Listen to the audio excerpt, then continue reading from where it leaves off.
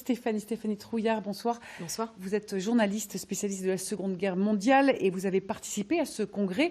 On a entendu Ginette Kolinka, qui sera d'ailleurs demain au collège et lycée expérimental d'Hérouville-Saint-Clair, parce qu'elle continue sa tournée, une tournée sans fin, à quel point elle en avait besoin. Oui, ça a été une vraie frustration pour elle, cette période de confinement, puisqu'elle est sur les routes, vraiment, je ne sais pas combien de jours par semaine, mais à chaque fois je la vois, elle est dans le nord, dans le sud, dans l'est de la France. Et c'est vraiment un besoin chez elle. Tout à l'heure, elle racontait qu'après la guerre, par contre, elle n'a pas parlé. C'est que récemment, finalement, qu'elle a parlé, mais elle a besoin de ce contact avec ces jeunes. Et c'est un contact incroyable. Moi, j'ai jamais vu ça. À la fin de ces conférences, il faut voir, il y a une file de jeunes qui viennent la voir pour faire signer les livres. Parce que je pense qu'elle n'est pas du tout dans le pathos, elle leur parle vrai, elle a un vrai phrasé direct et elle a beaucoup d'humour aussi sur ce qu'elle a vécu, donc ça passe très bien, cette transmission avec les jeunes. Alors Ginette Kolinka, elle en parle, mais il y a beaucoup de déportés qui ont complètement tu leur histoire, qui ne l'ont pas racontée à leurs enfants, à leurs petits-enfants. Et vous, justement, vous les aidez, vous aidez certains anonymes quelquefois à raconter, à retrouver le chemin de cette histoire ? Oui, c'est vrai qu'après la guerre, beaucoup n'ont pas parlé. Certains ont tenté de parler, mais on n'a pas voulu les écouter parce que ça paraissait tellement improbable ce qu'ils avaient pu vivre. Donc, ils se sont retranchés en eux-mêmes avec ce traumatisme.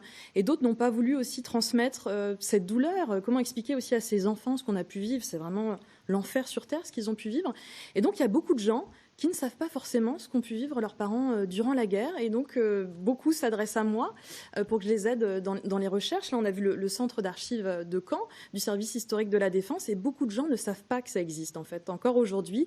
Et c'est vraiment la mémoire de nos familles qui se trouve dans ces archives. Donc, moi, l'idée avec mon travail, c'est de les aider, de leur montrer où ils peuvent chercher pour retracer le parcours de quelqu'un de leur famille. Et c'est un travail que vous avez fait aussi personnellement. Vous êtes allé à la recherche de l'histoire d'un membre de votre famille. Oui, comme un peu tout le monde. Moi, je savais que mon grand-père avait perdu son frère durant la guerre, que mon grand-oncle était mort dans la Résistance. Donc moi aussi, je suis allée au centre d'archives de Caen pour savoir ce qui lui était arrivé. Mon grand-père n'en parlait pas. Et donc j'ai réalisé un livre qui raconte cette enquête pour savoir comment un jeune de 23 ans a pu tomber sous les balles allemandes et comment il s'était engagé dans la Résistance. Alors continuer à parler de la déportation à des jeunes. La question se pose de comment est-ce qu'on va en parler. Vous avez fait une BD aussi. Oui, j'ai travaillé aussi sur une autre histoire, l'histoire d'une jeune fille juive qui a été déportée, qui vivait à Paris, dont on a retrouvé les lettres récemment dans un lycée qui s'appelait Louis Spikowski. J'en ai d'abord fait un web documentaire pour France 24, dans l'idée aussi de transmettre d'une manière différente, parce que ces derniers témoins disparaissent, donc il faut continuer de transmettre aux jeunes avec des médias qu'ils connaissent un peu plus.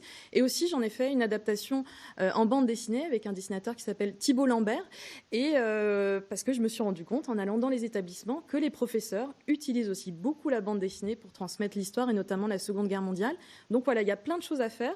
Les témoins disparaissent, c'est une de leurs grandes craintes, mais ce colloque est utile pour réfléchir à ce qu'on peut faire pour continuer à transmettre. Donc des web documentaires et une BD qui s'appelle Si je reviens un jour. Merci beaucoup à vous et sur votre parole que s'achève ce choix de la rédaction sur ce passage de témoins sur la déportation.